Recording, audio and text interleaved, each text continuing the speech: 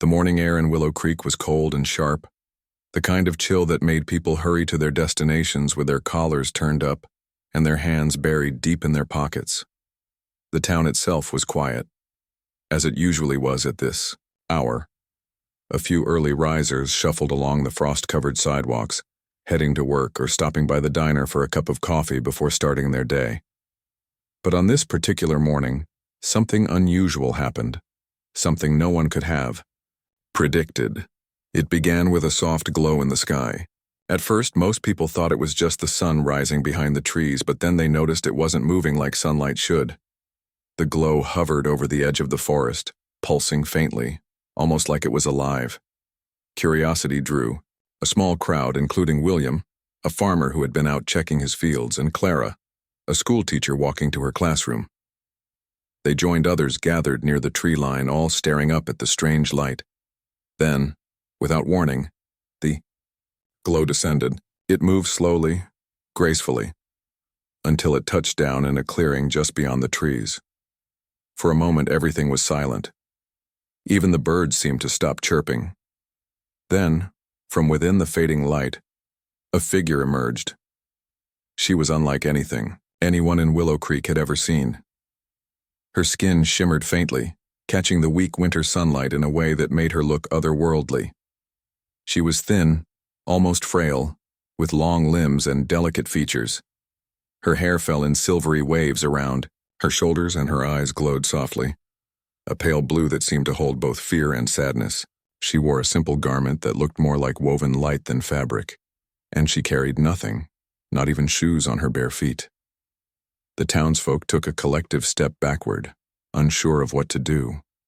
Some whispered prayers under their breath, while others muttered about alien invasions or government experiments gone wrong. No one dared approach her. She stood there, trembling slightly, looking at them with wide, pleading eyes. When she opened her mouth to speak, her voice came out as a low hum, melodic but completely unintelligible. Whatever language she was speaking, it wasn't anything anyone recognized. William felt his heart twist at the sight of her. He couldn't explain why, but he felt an overwhelming urge to help her. Stepping forward, he raised his hands in what he hoped was a calming gesture. "It's okay," he said gently, though he doubted she understood him. "We won't hurt you." Clara followed his lead, her voice soft and soothing. "You're safe here," she added, even though she wasn't sure if that was true. The girl tilted her head, studying them curiously, but she didn't move closer. Instead, she wrapped her arms around herself as if trying to shield her body from the cold, or perhaps from the stares of the growing crowd. As more people arrived, the mood shifted. What had started as curiosity quickly turned into suspicion. One man, a grizzled mechanic named Harold, spoke up loudly. "What if she's dangerous? We don't know what she is or where she came from." His words sparked murmurs of agreement among the crowd. Another person suggested calling the authorities, and soon everyone was nodding, eager to pass the responsibility onto someone else. Within minutes, a group of soldiers appeared, summoned by a call to the nearby military base. They moved with precision, surrounding the girl and ordering her to stay still. She flinched at their harsh tones, backing away instinctively, but there was nowhere for her to go. When one of the soldiers reached for her arm, she let out a frightened sound, somewhere between a whimper and a cry. William couldn't stand it anymore. Pushing through the crowd, he stepped between the soldiers and the girl. "Leave her alone," he shouted, his voice firm despite the nervous tremor in his chest. "Can't you see she's scared?" One of the soldiers, a tall, stern-faced man with a badge that read Captain Lewis, glared at him. "This isn't your concern, sir. Step aside." "It is my concern," William shot back, refusing to budge. "She hasn't done anything wrong." Captain Lewis sighed impatiently, motioning for two of his men to restrain William. Clara rushed to his side, trying to pull him back before things escalated further. "Please, William, don't make this worse," she urged, her voice tight with worry. Reluctantly, he allowed himself to be led away, casting one last glance at the girl as the soldiers bound her hands with thick cords. The crowd watched silently as the soldiers escorted her toward a waiting vehicle. Some people looked uneasy, guilt flickering across their faces, but no one spoke up. By the time the truck drove off, taking the girl with it, the gathering had dispersed. The only ones left were Jack, a burly hunter with a reputation for being tough and solitary, and Mary, a no-nonsense cook who ran the local diner. They stood at the edge of the clearing watching as the dust settled behind the departing vehicle. "She didn't deserve that," Mary said finally, breaking the silence. Her tone was bitter, laced with anger. They treated her like some kind of animal. Jack nodded, his jaw tightening. "Yeah, well, that's how folks are when they're scared. Easier to lash out than try to understand." Mary crossed her, arms glaring after the truck. "Still doesn't make it, right?" For a long moment, neither of them spoke. The weight of what had just happened hung heavy in the air. Finally, Jack glanced at Mary, his expression thoughtful. "What do you reckon happens to her now?" Mary shrugged, though her eyes betrayed her unease. "Whatever it is, it ain't gonna be good. You know how these things go." Jack frowned, staring off in the direction the truck had gone. After a pause, he muttered, "Maybe it doesn't have to be that way." Mary turned to look at him, surprised. "What are you saying?" "I'm saying—" He hesitated, choosing his words carefully. "I'm saying maybe we can do something about it." Mary stared at him, incredulous. "Do something? Like what? Take on the army ourselves?" Jack smirked, though there was no humor in it. "Why not? Someone's got to stand up for her. Might as well be us." Mary shook her head, torn between disbelief and admiration. "You're crazy, you know that?" "Maybe," Jack admitted. "But I'd rather be crazy than sit around doing nothing while they lock her up like some lab rat." Mary didn't respond right away. Instead, she looked back toward the road, her mind racing. She knew Jack was serious, and part of her admired his determination. Still, the risks were enormous. If they got caught interfering, they'd face consequences far worse than public disapproval. Yet, as much as she wanted to dismiss the idea, she couldn't shake the image of the girl's frightened face from her mind. Finally, she sighed, running a hand through her short, dark hair. "All right, fine. Let's say we try to help her. How exactly do you propose we do that?" Jack grinned, a spark of mischief lighting up his weathered face. "First, we find out where they've taken her. Then we figure out how to get her out." "And if we fail?" Mary asked, raising an eyebrow. Jack shrugged. "Then at least we tried. Better than standing here feeling sorry for ourselves." Mary rolled her eyes but couldn't suppress a small smile. Crazy or not, Jack had a point. And deep down, she knew. She wouldn't forgive herself if she did nothing while the girl suffered. With a reluctant nod, she agreed to join him. Together they turned and walked away, already brainstorming their next steps. Unbeknownst to them, hidden in the shadows of the trees, another pair of eyes watched their exchange. William and Clara had lingered longer than they'd intended, unable to leave the scene entirely. Now, seeing Jack and Mary take action, a flicker of hope stirred in their hearts. Maybe, just maybe, there was still a chance to make things right, for the girl and for themselves. The alien girl was taken to a makeshift facility on the outskirts of Willow Creek, a place usually reserved for training exercises, but now hastily converted into a holding area. The building was stark and utilitarian, its gray walls lined with barbed wire and guarded by soldiers who looked as if they hadn't slept in days. Inside, the air was cold and sterile, filled with the hum of machinery and the sharp scent of disinfectant.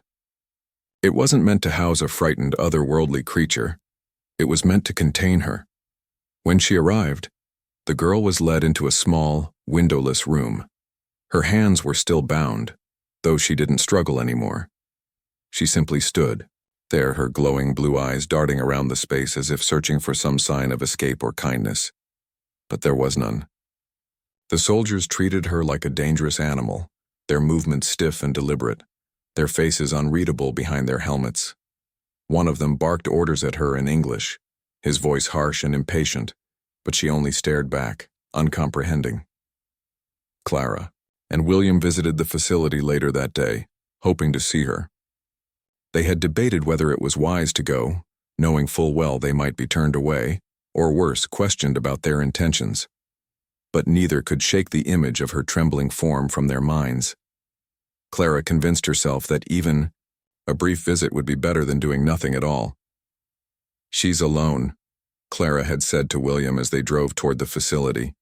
"If we can't help her, maybe we can at least let her know someone cares." But when they arrived, they were met with resistance. A soldier stationed at the entrance blocked their path, his rifle slung casually over his shoulder. "This is a restricted area," he said flatly, not bothering to make eye contact. "No civilians allowed."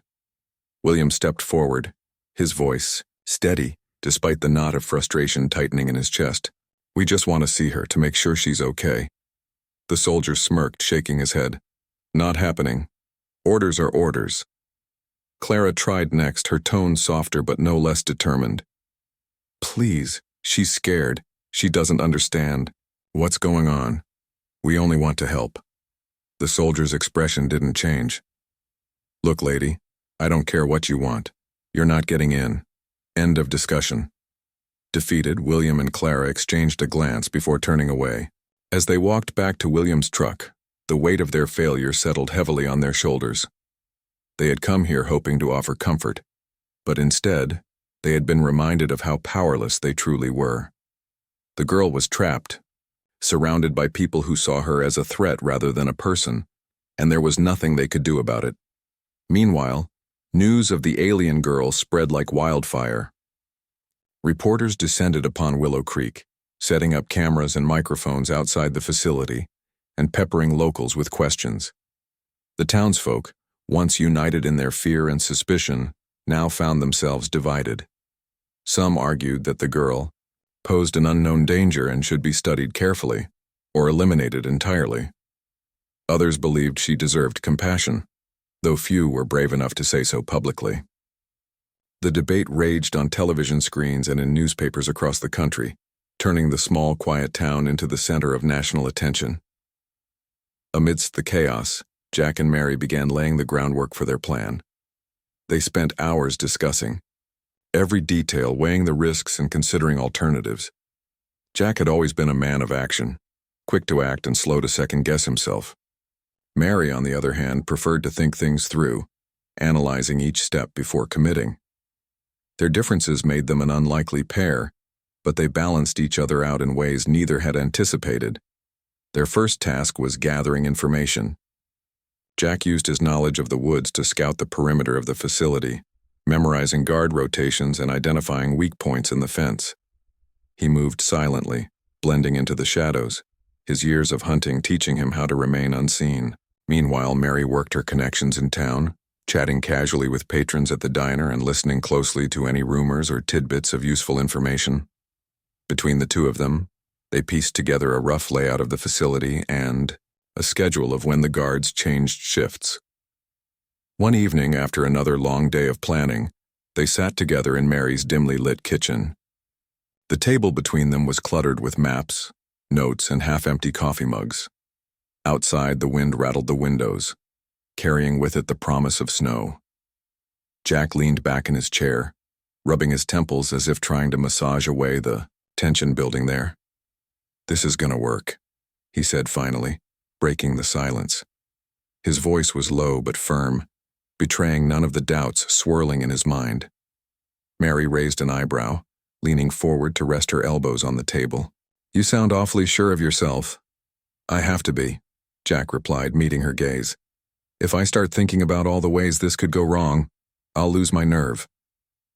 Mary sighed, stirring her lukewarm coffee absent-mindedly. "It's not just your neck on the line, you know. If we get caught, it's both of us." "I know," Jack said, his tone softening. "And I wouldn't drag you into this if I didn't think we could pull it off. But Mary, we can't just sit back and let them treat her like some kind of lab rat. Not when we know she doesn't deserve it." Mary nodded slowly, her expression thoughtful. She knew he was right.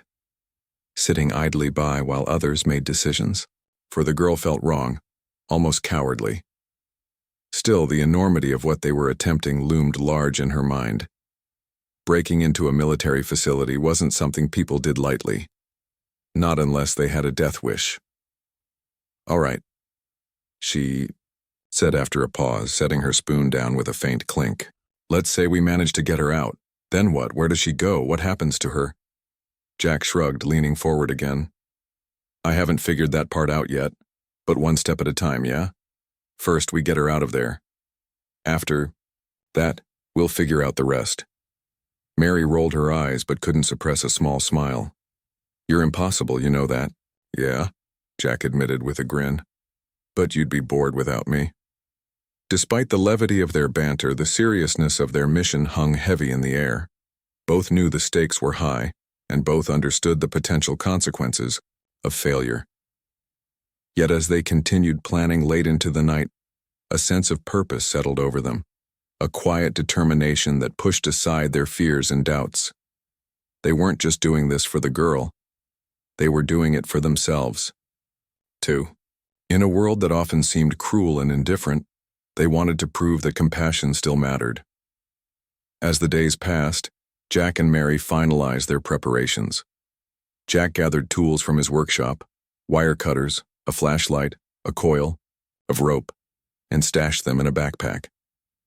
Mary prepared food and water, packing enough supplies to last a few days in case they needed to lay low after the escape.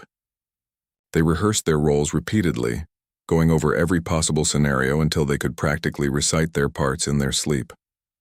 Finally, the night of the rescue arrived. The temperature had dropped sharply, and the ground was slick with frost. Jack and Mary met at the edge of the forest, bundled in dark clothing and armed with little more than determination. Neither spoke much as they double-checked their gear and reviewed the plan one last time. When they were ready, they slipped into the shadows, moving swiftly and silently toward the facility. The journey felt longer than it actually was, each step weighed down by anticipation and adrenaline. As they approached the fence, Jack paused, scanning the area for signs of movement. Satisfied that the coast was clear, he pulled out the wire cutters and began working on the chain-link barrier. The sound of metal scraping against metal was barely audible, drowned out by the rustling leaves and distant hum of generators.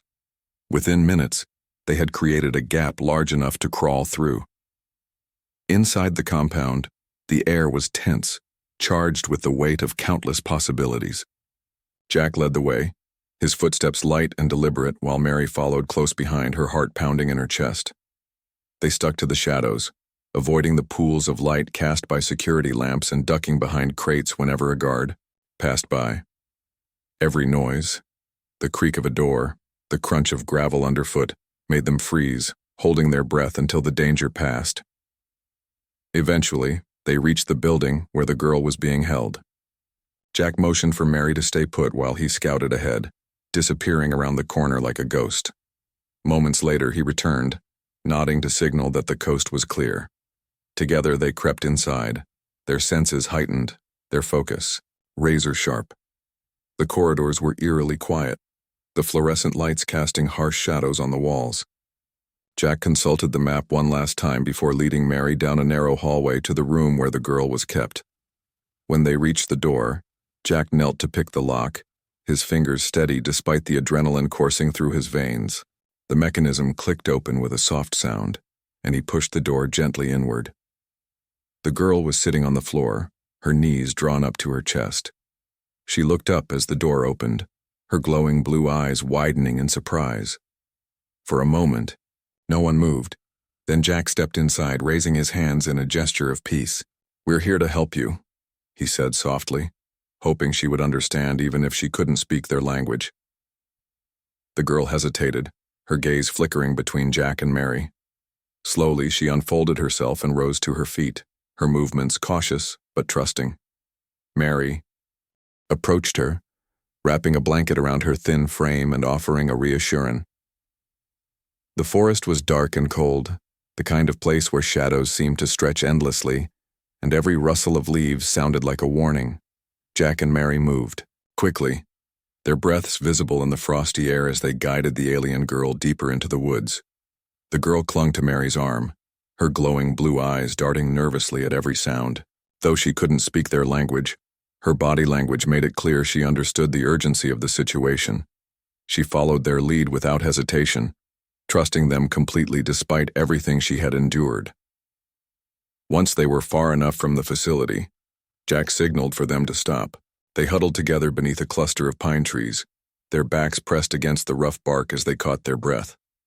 Jack pulled out a small flashlight, covering most of its beam with his hand, so only a faint glow illuminated their faces. "We need to keep moving," he whispered, glancing over his shoulder. "They'll figure out she's gone soon enough." Mary nodded, adjusting the blanket around the girl's shoulders. "Where are we taking her?" she asked, her voice low but steady. "We can't stay in the woods forever." Jack hesitated, his brow furrowing as he thought. "My cabin?" he said finally. "It's not much, but it's hidden. No one goes up there this time of year except me." Mary didn't argue. It was as good a plan as any, and they didn't have time to second-guess themselves.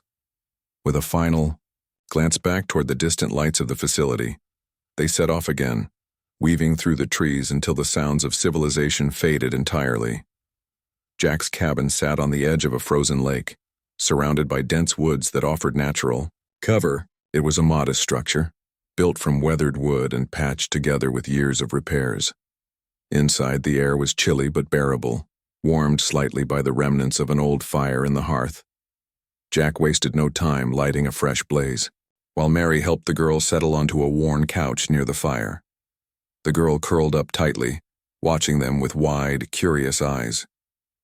For the first time since their escape, they allowed themselves a moment to relax. Jack sank into a chair opposite the couch, rubbing his temples as exhaustion began to creep in. Mary busied herself making tea, filling the small room with the comforting aroma of chamomile. As she handed cups to Jack and the girl, she noticed the girl mimicking her movements, raising the cup to her lips and sipping cautiously. A smile tugged at Mary's lips. "She's learning fast," she murmured. Jack chuckled softly. "Smart kid. Makes you wonder what else she can do." Over the next few days, they worked to establish some kind of routine. Jack hunted for food, bringing back rabbits and fish to supplement the supplies Mary had packed. Mary took charge of keeping the cabin tidy and tending to the girl, who was slowly regaining strength. Communication remained difficult, but they found ways to bridge the gap. Mary taught her simple words: water, food, fire, and the girl repeated them carefully, her melodic voice adding an almost musical quality to their attempts at conversation. One evening, as they sat around the fire, the girl surprised them by pointing to herself and saying a single word: "Lyra." Her pronunciation was soft but clear, and her expression suggested she wanted them to understand. "Lyra," Mary repeated, smiling warmly. "Is that your name?" The girl, Lyra, nodded, her glowing eyes brightening with excitement. It was the first real connection they'd made, and it felt like a victory. From then on, they called her Lyra, and she responded eagerly whenever they used her name. As the days passed, Lyra began showing signs of improvement. She grew stronger, her movements more confident, and her demeanor less fearful. But she also revealed something unexpected. Abilities none of them could fully explain. One morning, while Jack was chopping wood outside, he heard Mary call his name sharply. He rushed inside to find Lyra standing in front of the stove, her hands hovering above a pot of water that was boiling rapidly, without heat. "What the?" Jack started, staring in disbelief. Mary held up a hand to silence him. "I think it's okay," she said slowly, watching Lyra closely. "She's not hurting anyone." Lyra turned to them, tilting her head as if sensing their confusion. Then, with deliberate movements, she placed her hands on the pot, and the boiling stopped. Instantly, she looked at them expectantly, waiting for their reaction. Jack let out a long whistle. "Well, I guess that explains a few things." Despite her strange abilities, Lyra continued to prove herself harmless. She used her powers sparingly, always in ways that helped rather than harmed.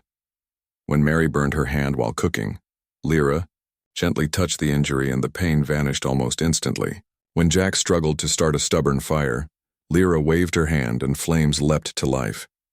Each act of kindness deepened their bond, making it harder to imagine ever letting her go. But reality eventually intruded. One afternoon, as Jack returned from checking his traps, he spotted fresh tire tracks in the snow leading toward the cabin. His heart sank. Someone had been here, or worse, someone knew they were here. He hurried inside, closing the door quietly behind him. "We've got company," he said grimly, setting down his rifle. "Tire tracks outside. Could be hunters, but I doubt it." Mary paled, glancing at Lyra, who had tensed visibly. "What do we do?" Jack thought for a moment, his jaw tightening. "We can't stay here. They'll find us sooner or later." "Where do we go?" Mary asked, her voice tinged with panic. "We're running out of options." Jack exhaled sharply, running a hand through his hair. "Canada. We cross the border. It's risky, but it's our best shot. Once we're across, we'll figure out the rest." Mary nodded reluctantly, though fear lingered in her eyes. "All right. Let's pack what we can and leave tonight." That night, under the cover of darkness, they prepared to leave. Jack loaded their supplies into a sled, which he would pull behind him as they trudged through the snow. Mary helped Lyra bundle up in layers of warm clothing, ensuring she was protected against the biting cold. The journey ahead would be grueling, but staying put was no longer an option. As they stepped outside, the wind howled around them, carrying with it the promise of a storm. Jack led the way, his boots crunching loudly in the snow. Mary walked beside Lyra, holding her hand tightly to guide her through the uneven terrain. Every step felt heavier than the last, the weight of their predicament pressing down on them. Hours passed in silence, broken only by the rhythmic creak of the sled and the occasional snap of a branch overhead. By dawn, they reached the river that marked the border between the United States and Canada. The surface was frozen solid, glistening faintly in the pale morning light. On the other side lay freedom, or at least the hope of it. Jack scanned the area carefully, looking for signs of patrols or cameras. Satisfied that the coast was clear, he motioned for them to follow. "Stay close," he whispered, "and don't stop until we're across." They moved cautiously onto the ice, their footsteps muffled by the thick layer of snow. Halfway across, the sound of engines shattered the stillness. A patrol car appeared on the horizon, its headlights cutting through the fog. Jack cursed under his breath, urging them to move faster.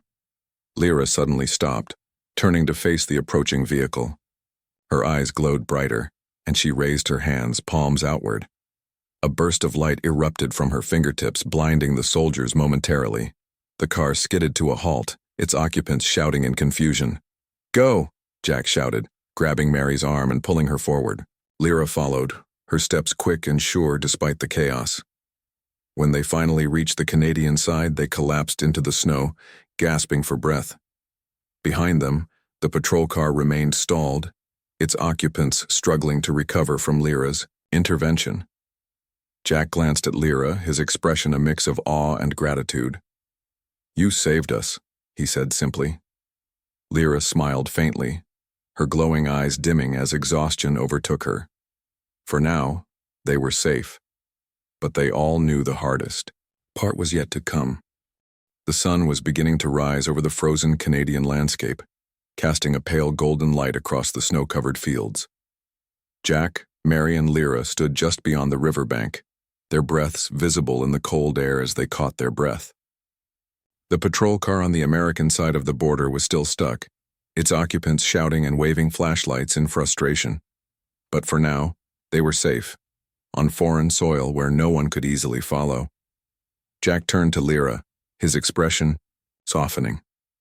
"You did good," he said, his voice low but filled with gratitude.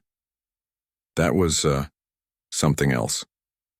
Lyra nodded faintly, her glowing blue eyes dimming as exhaustion settled in. She looked around at the unfamiliar surroundings, her body tense but not fearful. It was clear she understood they had crossed into new territory, even if she didn't fully grasp what that meant. Mary knelt beside Lyra, brushing snow from her coat. "We're going to keep moving," she said gently. "There's a small town not far from here. We can find help there."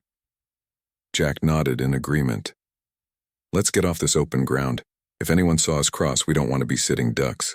They gathered their belongings and began walking, trudging through the deep snow toward the distant outline of trees. The journey was slow and grueling, the cold biting at their faces and fingers despite their layers of clothing. Every step felt heavier than the last, but none of them complained.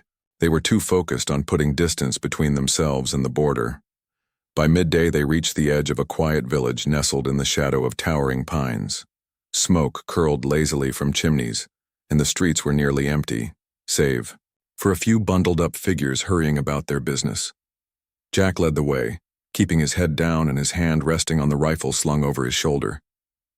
He knew they couldn't afford to draw attention to themselves. Not yet. They stopped at a small general store tucked away on the outskirts of town. Jack entered first, scanning the interior carefully before signaling for Mary and Lyra to follow. The shopkeeper, an elderly man with a kind face and thick glasses, looked up from behind the counter. "Morning," Jack greeted him, his tone casual but cautious. "We're looking for supplies, food, blankets, anything you've got." The shopkeeper nodded slowly, eyeing the group curiously but not asking questions. "Sure thing," he said, gesturing toward the shelves. "Take what you need." As Jack and Mary gathered supplies, Lyra lingered near the door, watching the street outside. Her presence drew curious glances from passers-by, but no one approached. When they were done, Jack paid the shopkeeper with cash, avoiding unnecessary conversation. As they left, the old man called after them, "Be careful out there." Jack nodded without turning back. They headed to a secluded cabin on the edge of town, one Jack had spotted earlier during their approach. It was abandoned, its windows boarded up and its roof sagging under the weight of years of neglect. But it would serve as shelter for now. Inside, the air was musty and cold, but it was dry and hidden from view. They set up camp quickly, lighting a fire in the crumbling hearth to ward off the chill. Lyra sat close to the flames, her shimmering skin reflecting the orange glow. She seemed calmer now, though her eyes still darted around the room as if expecting trouble to find them at any moment. Over the next few days, they worked to establish a routine. Jack ventured into town occasionally, trading goods for food and other necessities while keeping interactions brief. Mary stayed behind with Lyra, teaching her more words and trying to understand her abilities. Lyra proved to be a quick learner, picking up phrases and gestures with surprising speed. She also used her powers sparingly, always in ways that helped, rather than harmed. One evening, as they sat around the fire, Mary broached a topic that had been weighing on her mind. "What happens next?" she asked softly, glancing at Jack. "We can't stay here forever." Jack sighed, leaning back against the wall. "I know, but we can't exactly waltz into civilization either. Not with her." He nodded toward Lyra, who was quietly observing them. "We need allies," Mary continued. "People who won't turn us in or hurt her. People like William and Clara." Jack frowned, considering her words. "Do you think they'd help?" "They might," Mary replied. "If we explain everything, if we tell them how much she suffered, they'll understand." After some debate, they decided to take the risk. Using a payphone in town, Jack placed a collect call to William's farm. The line crackled with static, but when William's voice came through, relief washed over Jack. "It's me," Jack said simply. "We need your help." William hesitated only briefly before agreeing to meet them. He and Clara drove to Canada 2 days later, arriving at the cabin just as dusk settled over the land. Their faces lit up with shock and disbelief when they saw Lyra, but neither said a word until they were inside and the door was closed. "What have you gotten yourselves into?" William asked, his voice heavy with concern. Jack shrugged, a hint of guilt flickering in his eyes. "We couldn't leave her there. You saw how they treated her." Clara knelt beside Lyra, offering her a warm smile. "She looks better than the last time we saw her," she said softly. "Stronger." "She is," Mary confirmed. "But we can't protect her forever. That's why we called you. We need a plan, a real one." For hours, they discussed their options. William suggested finding remote communities where Lyra might blend in, places less likely to report her presence to authorities. Clara proposed reaching out to trusted friends who might offer shelter or resources. By the end of the night, they had a rough outline of a plan, though it was far from perfect. The following weeks were a blur of activity. With William and Clara's help, they moved Lyra from one safe location to another, always staying one step ahead of potential threats. Each move was risky, requiring careful planning and split-second decisions. But Lyra adapted quickly, learning to trust those who cared for her and using her abilities wisely to aid their efforts. One night, as they prepared to leave yet another temporary hideout, Lyra approached Jack and Mary. She placed a hand over her heart and then extended it toward them. Her glowing eyes filled with emotion. Though she didn't speak, the message was clear. "Thank you." Mary hugged her tightly, tears streaming down her face. "You're welcome," she whispered. "Always." Jack offered a small, crooked smile. "We'll make sure you're safe, no matter what." Their journey wasn't over, but for the first time in months, hope burned brightly within them. They had defied fear and prejudice, standing up for someone who couldn't stand up for herself, and in doing so, they had proven that even in a world consumed by darkness, acts of courage and compassion could still shine through. As they disappeared into the night, heading toward whatever lay ahead, they carried with them the knowledge that they had made a difference, not just for Lyra, but for themselves as well. In a world quick to judge and condemn, they had chosen kindness, and that choice would stay with them forever. The days turned into weeks, and the group continued their journey deeper into Canada, always moving, always searching for a place where Lyra could truly belong. They traveled cautiously, avoiding towns and sticking to remote areas where the risk of being discovered was lower. Each stop brought new challenges: harsh weather, dwindling supplies, and the constant fear of being followed, but they pressed on, driven by a shared determination to keep Lyra safe. Jack took charge of navigation. Relying on his instincts and a battered map he had picked up in one of the towns, he led them through dense forests, across frozen lakes, and over rugged hills, choosing paths that were difficult, but less likely to attract attention. Mary focused on taking care of Lyra, ensuring she stayed warm and fed while teaching her more English words and phrases. William and Clara supported them in every way they could, offering advice, sharing stories to lift spirits, and helping with practical tasks like setting up camp or repairing torn clothing. Despite the hardships, there were moments of lightness. One evening, as they sat around a small fire in a secluded clearing, Lyra surprised them all by humming a tune. It was soft and melodic, unlike anything they had ever heard before. The sound seemed to fill the cold night air with warmth, and, for a brief moment, the weight of their struggles lifted. Mary smiled, her eyes glistening in the firelight. "She's got a gift," she said softly. Jack chuckled, leaning back against a tree trunk. "That's one way to put it." Clara tilted, her head listening intently. "Do you think it's her language? Or something else?" Lyra stopped humming and looked at them, her glowing blue eyes curious. She raised her hands and made a series of gestures, as if trying to explain. Though none of them understood exactly what she meant, they nodded encouragingly, letting her know they were listening. William broke the silence with a laugh. "Well, whatever it is, it's beautiful." Lyra smiled faintly, her expression shy but pleased. It was a rare glimpse of happiness, and it reminded them why they were doing this, not just to protect her, but to give her a chance at a life, free from fear. As they ventured further north, the landscape grew wilder and more desolate. The trees became sparser, replaced by vast stretches of open tundra blanketed in snow. Temperatures dropped sharply, forcing them to layer up even more and ration their supplies carefully. Jack began to worry about how much longer they could keep going without finding a permanent solution. "We can't wander forever," he admitted one night as they huddled together inside a makeshift shelter. "Sooner or later we'll run out of options." Mary nodded, her brow furrowed in thought. "There has to be somewhere, a community, or a settlement that's willing to take her in. People who won't judge her based on where she came from." Clara suggested reaching out to an old friend of hers, a woman named Grace who lived in a remote village near the Arctic Circle. She's kind-hearted and doesn't ask too many questions, Clara explained. If anyone would understand our situation, it's her. After some discussion, they decided to take the risk.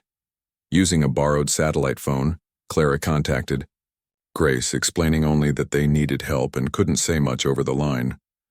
To their relief, Grace agreed to meet them halfway, providing coordinates for a rendezvous point several days' travel away. The journey to the meeting spot was grueling, testing their endurance to its limits. The terrain was unforgiving and the biting wind made every step feel like a battle. Lyra struggled at times, her thin frame unaccustomed to such harsh conditions, but she refused to slow them down. Whenever they paused to rest, she would sit quietly, her glowing eyes scanning the horizon as if searching for some sign of hope. When they finally reached the designated location, a rocky outcrop overlooking a frozen river, they spotted a snowmobile approaching in the distance. A tall woman with silver-streaked hair and a weathered face stepped off the vehicle, waving to them. It was Grace. "Clara," Grace called out, her voice carrying over the wind. "It's been too long." Clara rushed forward, embracing her friend tightly. "Grace, thank you for coming. We wouldn't have made it without your help." Grace smiled warmly, her gaze shifting to the others. When her eyes landed on Lyra, she didn't flinch or show any sign of alarm.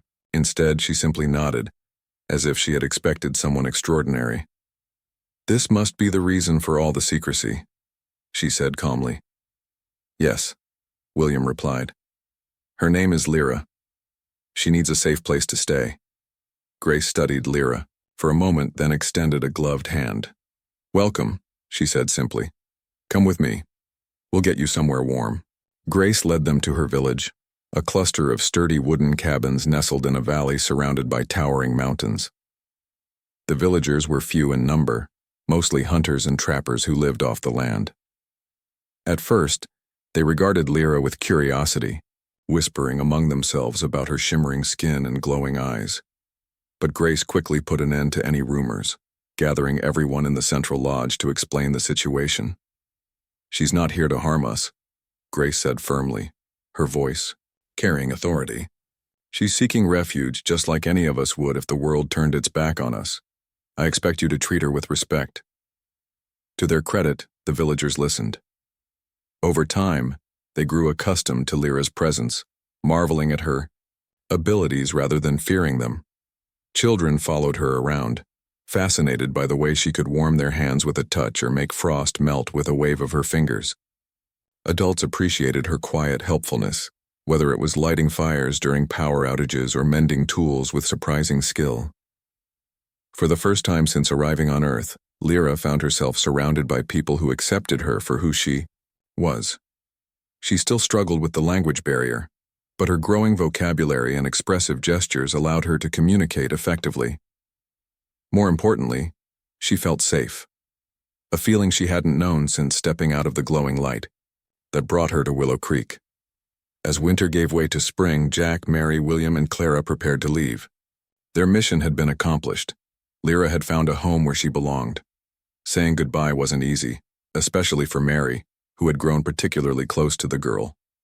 On their final morning in the village, she hugged Lyra tightly, tears streaming down her face. "You're strong," Mary whispered. "Stronger than anyone I've ever met. Don't forget that." Lyra placed a hand over her heart and then touched Mary's cheek, her glowing eyes filled with gratitude. "Thank you," she said softly, her voice clear despite the lingering accent. "Forever." Jack stepped forward next, offering a small, crooked smile. "Take care of yourself, all right? And don't let these folks boss you around too much." Lyra nodded, smiling faintly. Then, one by one, the others said their goodbyes, each leaving a piece of themselves behind. As they drove away from the village, the weight of their journey settled heavily on their shoulders. They had faced danger, uncertainty, and countless obstacles, but they had also witnessed acts of courage and compassion that restored their faith in humanity. In protecting Lyra, they had rediscovered parts of themselves they thought were lost, parts that reminded them of what it meant to truly care for another person. Though they would never forget her, They knew Lyra was exactly where she needed to be, and in knowing that, they found peace.